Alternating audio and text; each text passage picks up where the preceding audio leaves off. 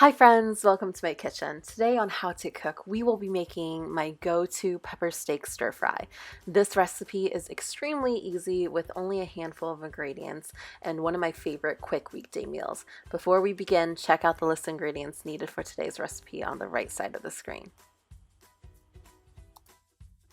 Before you begin, you want to make sure you wash and dry off your peppers before cutting. You'll want to remove the pit and the seed and then start slicing your peppers into quarter long thin strips. I will always use a typical green and red pepper as my base and then add in other different types of peppers like poblano or Anaheim.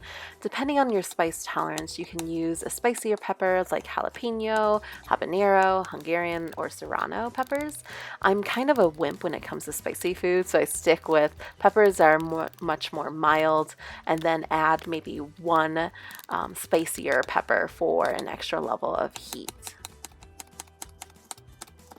So I wasn't able to find my typical assortment of peppers at the grocery store today, so you're seeing just some poblano pepper with a green pepper and a red pepper, but it will still be just as fragrant and tasty.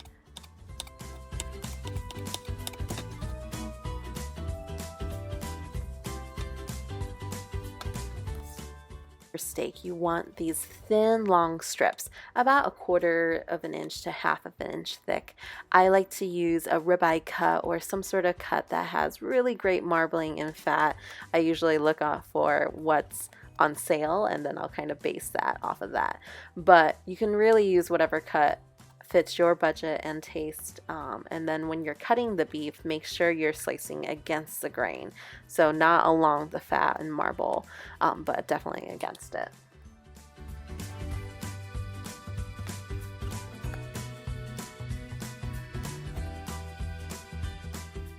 So in a large pan or wok, you will want to heat up about a tablespoon worth of vegetable oil. Make sure you get the pan nice and hot, and then once it's nice and hot, you want to add in about a tablespoon worth of minced garlic. You can use a jar minced garlic or some fresh. I don't have any fresh on hand, so I'm just using what I have in the fridge. But you want to get that a nice stir fry in the pan and get kind of the nice garlic aromas, release that flavor before adding the beef. Once you add the beef, you want to make sure you season it very well. I'm using a Weber steak seasoning. It's my go-to steak seasoning, but if you don't have a steak seasoning on hand, go ahead and use some pepper and salt and make sure you give that a nice coating of seasoning. And then you want to cook it through. The beef should cook pretty quickly. It only take a few minutes, but you want to get that nice and brown and well kind of cooked through. But if it's a little bit medium rare, that's okay, but you definitely want a nice brown char on all of it before removing it from the heat.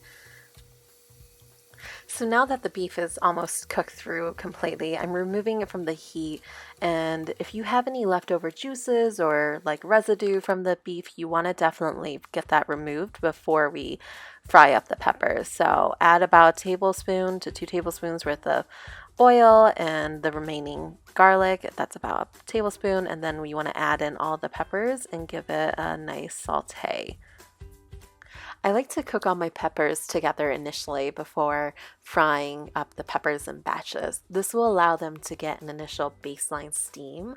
So let the peppers cook down for a few minutes and make sure you're continuously flipping the peppers and stirring them around in the pan. Once you see a little bit of the pepper juice and oil in the pan, you'll want to remove half the peppers into a large rectangle container. By doing this, we're going to be kind of doing more of a batch cooking approach.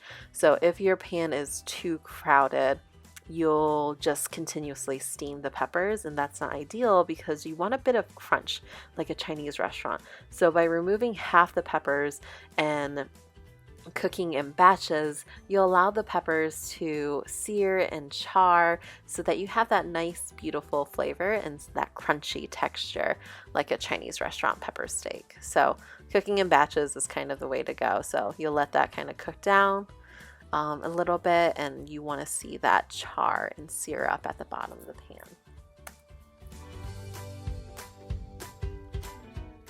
So once you smell a smoky aroma and see that the pan has a nice char at the bottom, you'll want to remove your initial batch of peppers and then cook your next batch in the same pan.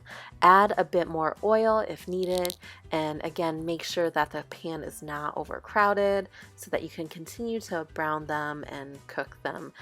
You'll get this nice char. Again, that's kind of what you want. Once you finish browning the peppers, you'll want to add your steak back into the mixture and then also add your oyster sauce into the pepper. Make sure you combine that. Don't forget about your initial batch of peppers. Add that back into the pan and then give that a thorough mix and make sure everything is well combined and continue to cook that for a few more minutes.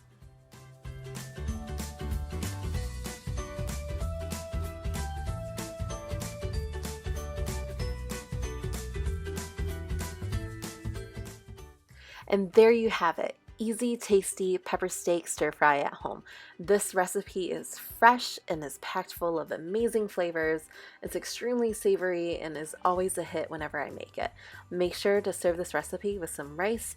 The pepper oils and sauce over rice is insanely tasty and you will absolutely love this recipe.